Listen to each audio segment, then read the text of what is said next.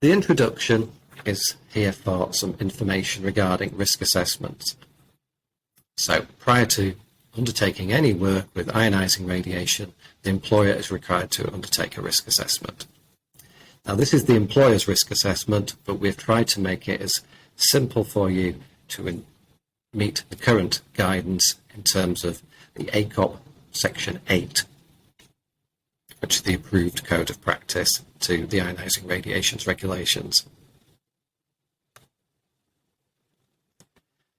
This includes not only your X-ray work, but also exposure to radon-222 gas, which I shall come back to shortly.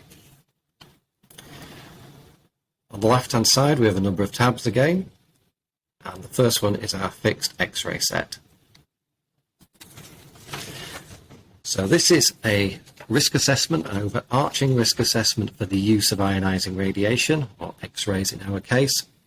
And the fixed section means that any X-ray set attached to a wall or the floor, or a mobile set on wheels that can be plugged into the main supply.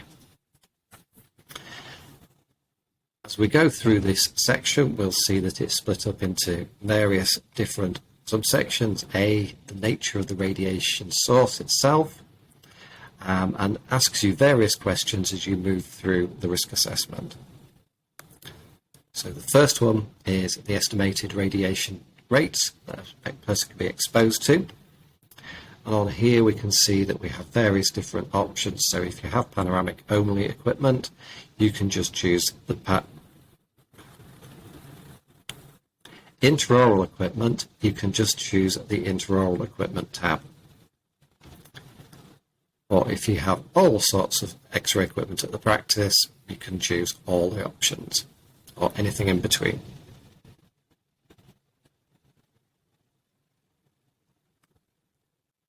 Again, as we move down the page through the risk assessment, which I would encourage you to read through to make sure that you're familiar with it, we have other questions. So if you've previously undertaken personal monitoring of staff within your practice, there is a section under D which gives you space to enter what the personal monitoring results were. So for example, if you've never done it, then you can put no results available. If the doses were very, very low, you can put less than 0.1 millisievert in a year. And again, there are various other options to choose from. Or if you want to enter an exact value, you can enter it in the box provided.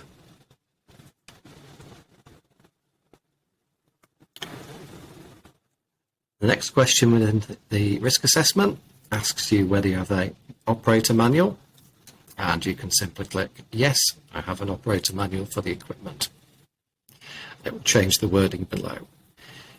If you don't have an operator manual, then as it suggests, you should obtain one from the manufacturer or the installer of the equipment, or you can contact us and we may be able to provide you with said user manual.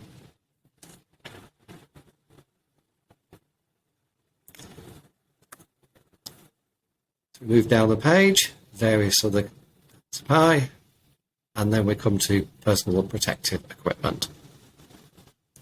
So personal protective equipment is obviously for members of staff, or whether you actually have them within the practice. So we ask you whether patients are ever assisted during radiographic exposures. If the answer is no, then you can just click no. If the answer is yes, you can click yes. Then ask you whether there's a lead apron available, and again, no or yes.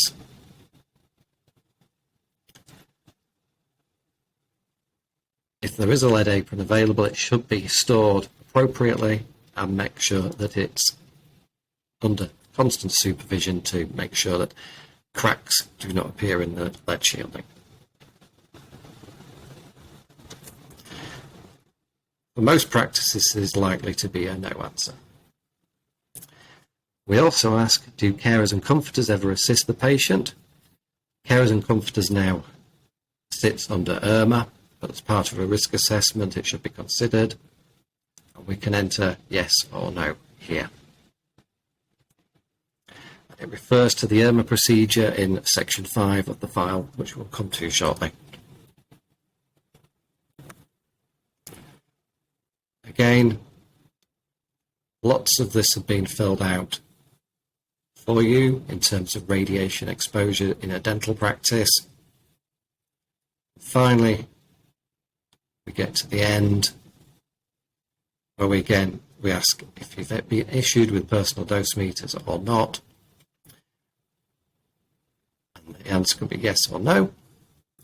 And if it's yes, then you should give the reason for that from the list above, A, B, C,